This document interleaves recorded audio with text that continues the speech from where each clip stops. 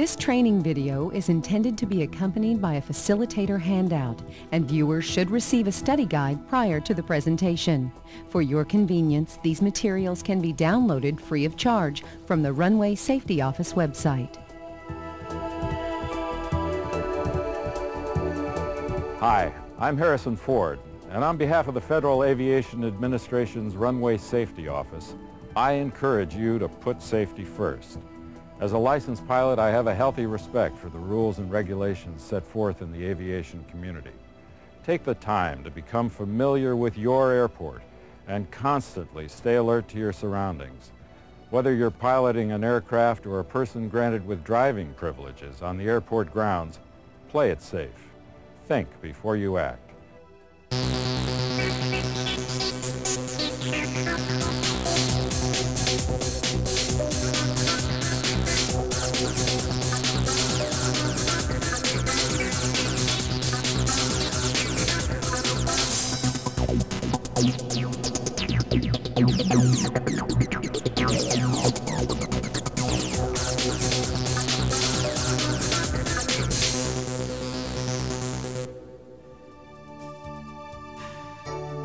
The Airport Operations Area, commonly known as the AOA, is a busy environment at any given airport.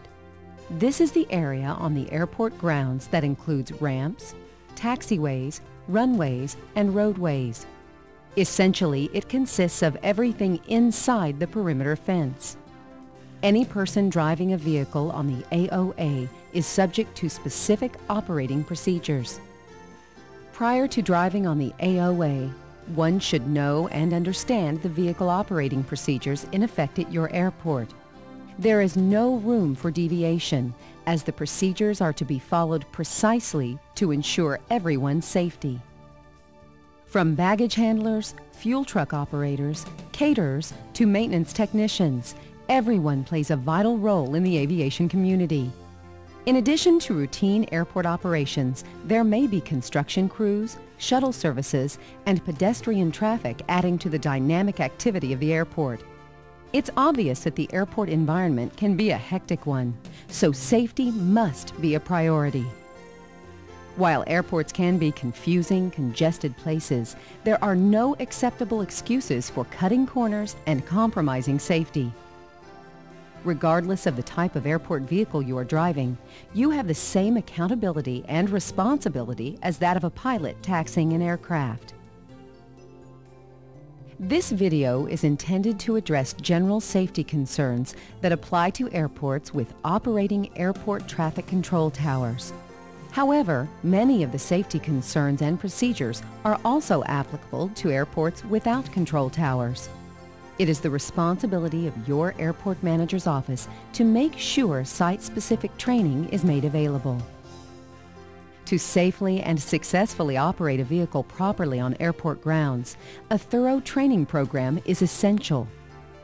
The training you receive should address the importance of teamwork, the avoidance of complacency, and the ability to adopt non-assuming behaviors.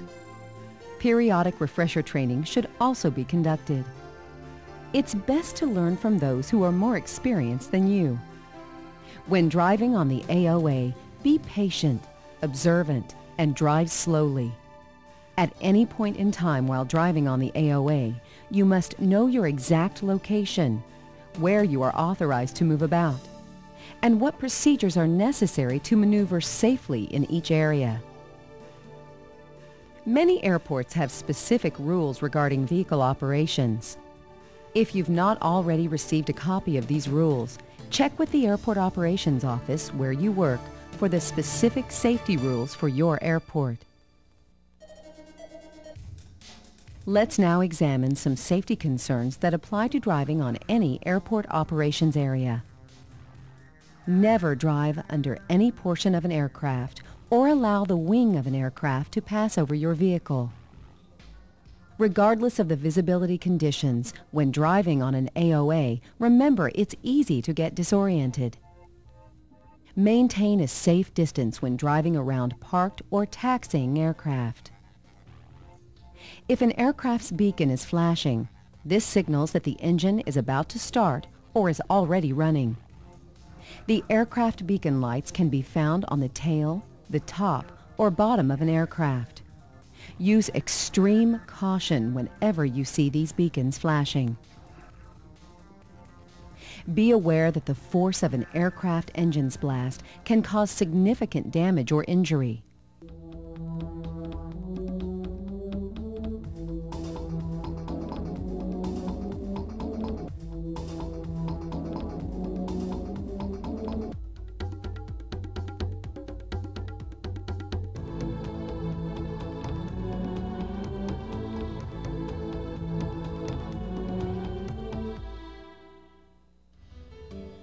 When driving about on any airport area, don't assume that a pilot can see you. Remember that the field of vision from a cockpit is limited, and it is extremely difficult, if not impossible, for pilots to see you if you are behind the wings or under the nose of the aircraft.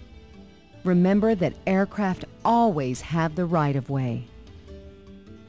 Whether you are driving on the AOA in the daytime, nighttime, or in poor weather, your vehicle should be properly equipped for safety. This means your vehicle should have appropriate beacons and reflective markings. If you are authorized to operate on runways and taxiways, the vehicle may be required to have proper lighting and a working radio. At the beginning of your workday, be sure to conduct a walk-around inspection of your vehicle to ensure it's in safe operating condition. Equally important among safety concerns is knowing the location of the airport fire station. Be aware of emergency vehicles and yield to them when they are responding to a call. Besides yielding to traffic, pay particular attention to the color and orientation of signs and markings and lights that you see on ramps, runways, and taxiways. They provide vital information, and everyone should know their meanings and abide by them. Please remember that every airport is unique, and not all AOA signs, markings, and lights that you see in this video will be found at your airport. We encourage you to check with your airport manager's office first to find out the specific markings and signs being used at your airport.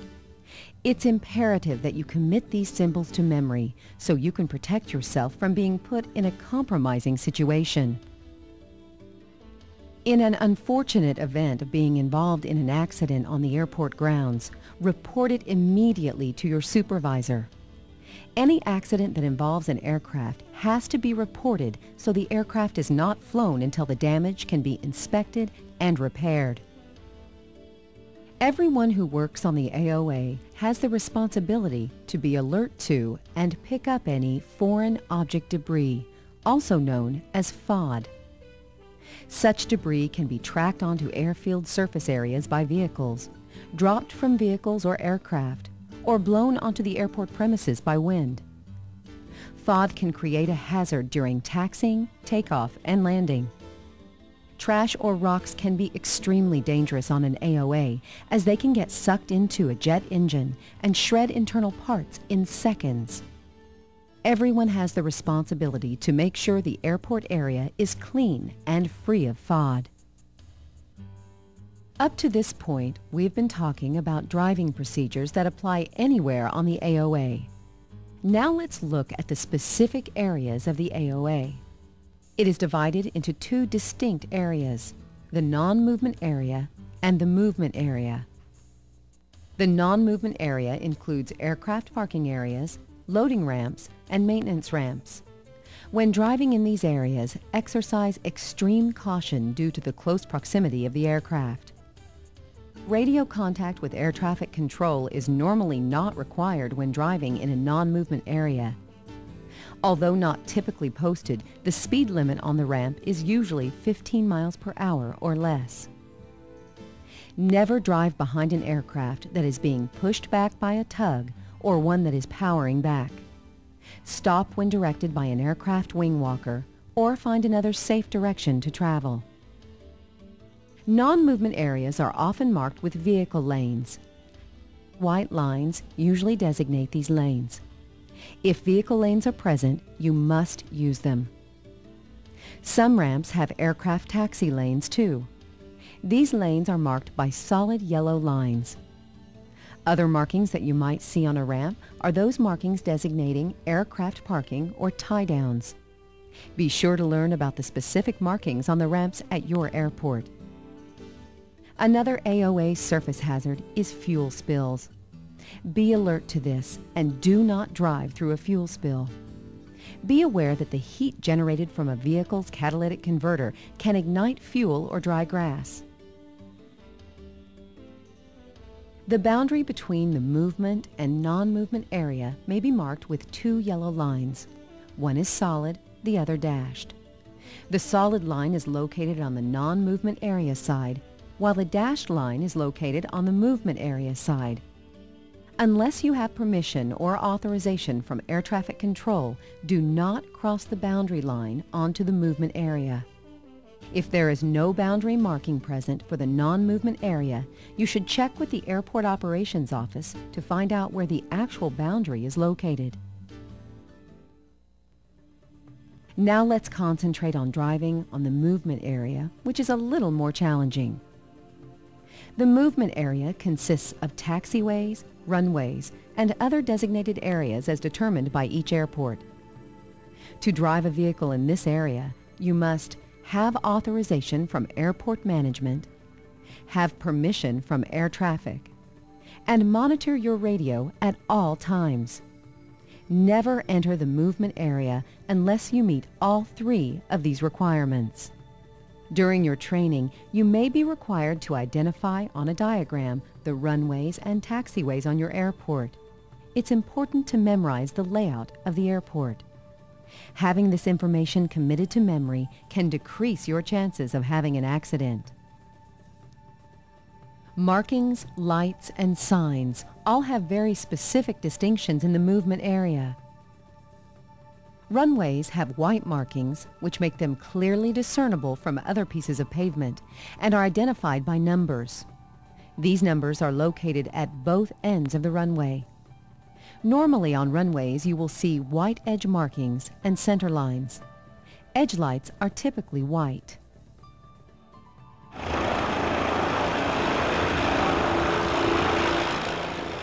A number of airports have markings to indicate a pad for helicopter landings. Such pads are usually located on or in the proximity of taxiways. Taxiways, on the other hand, are identified by letters and have a solid yellow centerline stripe. Many taxiways have edge markings that are two solid yellow lines running parallel to the center line.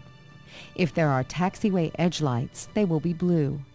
If there are taxiway centerline lights, they will be green. You will also see signs and other types of markings on taxiways and runways. When you approach signs with red backgrounds and white numbers, exercise extreme caution. These signs are mandatory hold position signs and are used to inform pilots and vehicle operators that they are approaching a runway. They will be co-located with hold position markings on the pavement.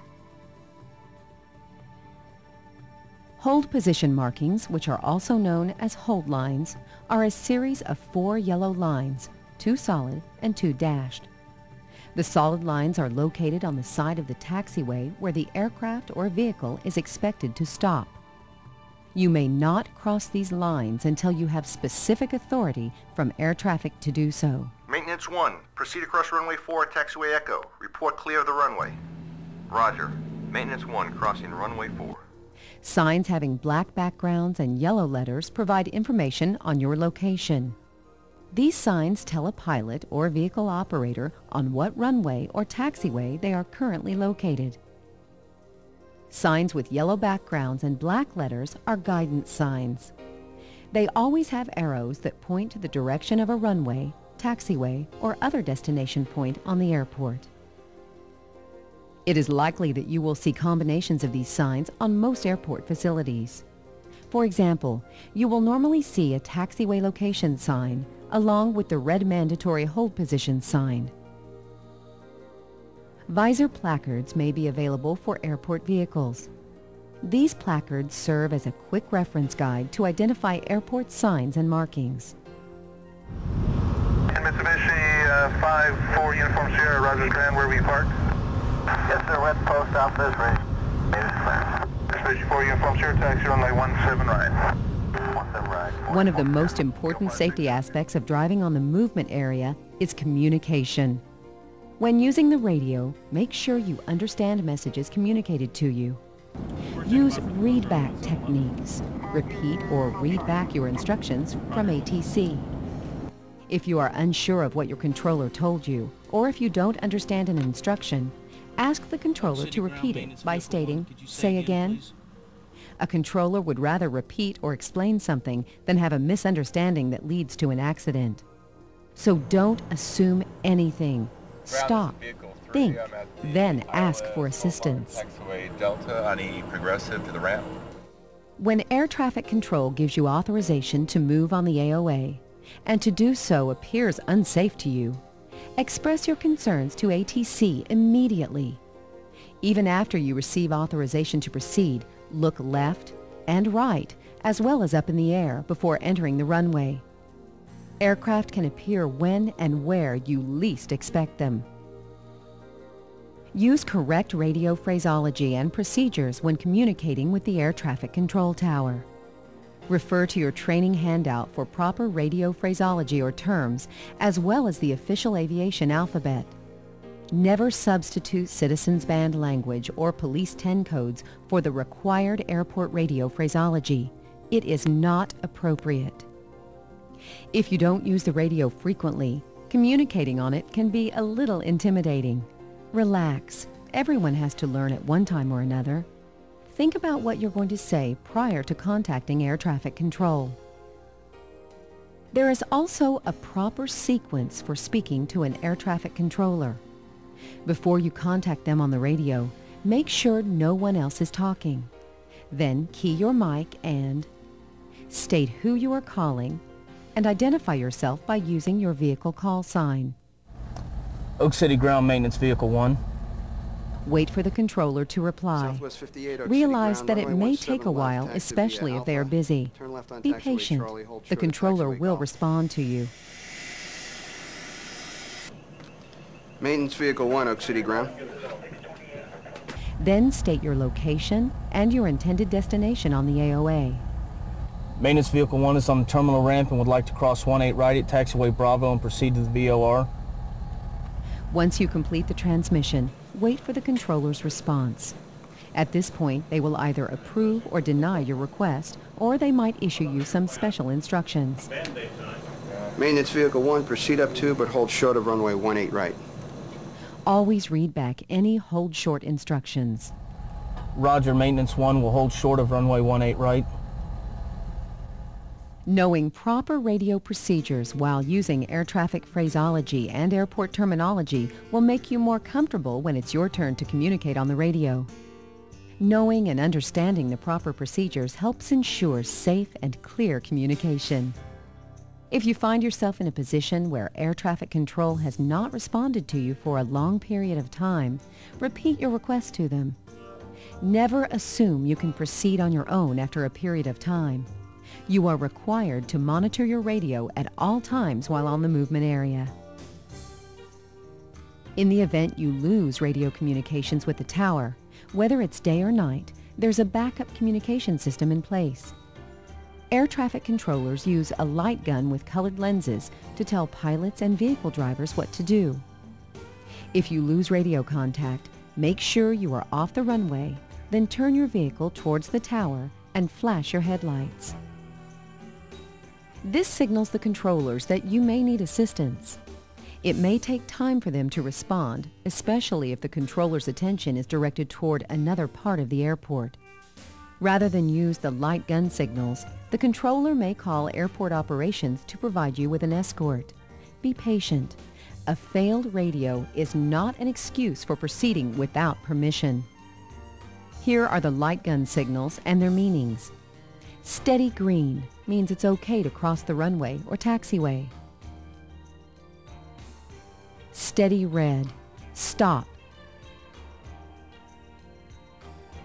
Flashing red, move off the runway or taxiway. Flashing white, return to your starting point on the airport. alternating red and green. Proceed with extreme caution. While it may seem like there's a lot to remember when driving on an airport operations area, remember to use common sense. Think before you act. Become familiar with the layout of your airport.